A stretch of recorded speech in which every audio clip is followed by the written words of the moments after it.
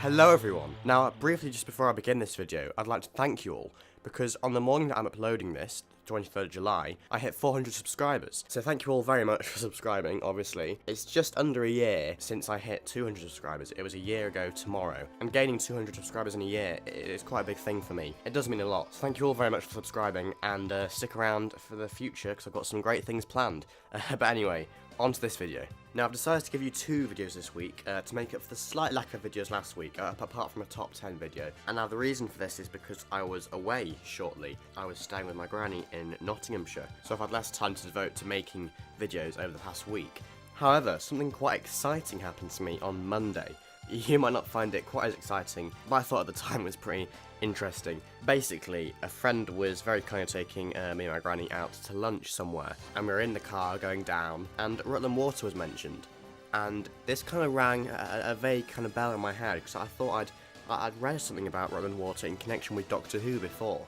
So I decided to give it a Google, and I found, of course, all this stuff about Battlefield, how Battlefield was filmed in Hambleton and around Rutland Water, which was where I was going.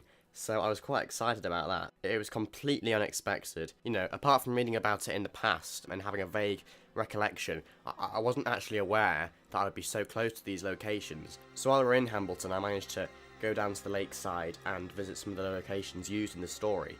Now, I hadn't actually watched Battlefield yet at this point, so the Doctor Who Locations Guide, the website, was all I had to go on, really. And I have to say, it was very, very helpful. It's full of photos taken at all these locations, lined up to match the shots from the show. So I found that very useful, and of course, the map system on there as well, with the little DW logos, which are where locations are. So that was very, very helpful, and I basically just used my phone to walk down there and find these locations. Now, the first place I found was the Lakeside, which I now know was used for the site of the archaeological dig, and also the part where Ace lifts up Excalibur from the water and comes to the shore. And if nothing else, really, the view was fantastic. Anyway, it was a stunning view out across the water. But I also had the kind of guilty pleasure of knowing that Sylvester McCoy and Sophie Aldred and various other cast members had been here to film the story. So the photos I'm showing now obviously show the lake and the lakeside. And if you look to the kind of right of the photos, you should be able to see the path which was driven along by, well, it was the Brigadier, wasn't it? The Brigadier and his Land Rover, or whatever it was, to the little hotel, which, if you look to the left of most of the pictures, you can see it's very small in the distance on the other side of the lake, which I'll get onto now, really. So after I'd been to the lakeside, I went to go and visit this old house, Old Hambleton Hall, I think it's called. And that was used for the hotel. I can't think what the name of the hotel was, but it's the place where the Doctor and Ace and the Brigadier went, and also where Bessie reappears as well, and where Anselin crashes to Earth as well. So that was quite interesting. And yeah, it was a very interesting looking house, really.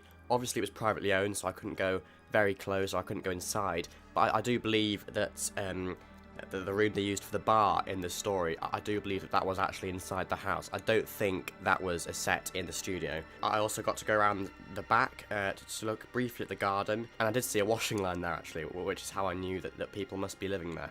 But I didn't see any signs of life at that point. But nevertheless, I thought it wasn't a good idea to try and get too close. So I didn't get too close, but I did get some nice photos. And overall, the lakeside, it was just such an interesting place, really. Rutland Water, it was fantastic. Now, on the way into Hambleton, I was still a little bit unsure about which locations had been used in the story.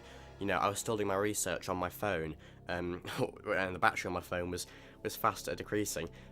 But yeah, we did drive past the street and the church that was used very, very briefly on the way there. But on the way out, we stopped there as well, and I got a better look at the church. And obviously, I'd read more about it on the website as well now, so I was more familiar with the location and the shots that were there. So we stopped there briefly. Again, the church, it was very interesting, really. And I did notice that shot of Mordred with his head kind of against the monument. So I was sure to get a photo of the text on the monument so I could match it up to the real shot in the show.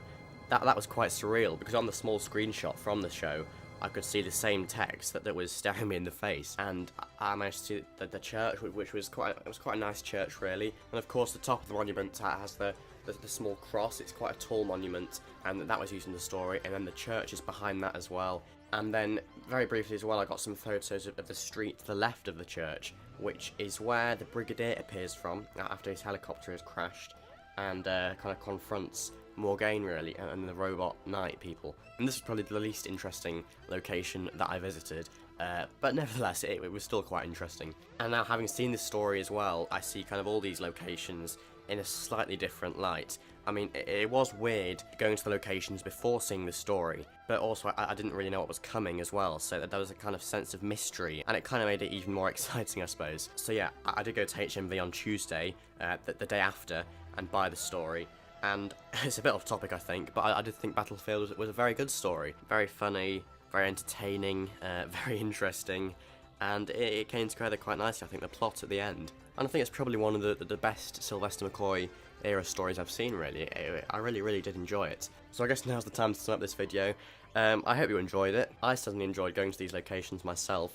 It wasn't anything too big, really, but I still find it quite exciting, quite thrilling.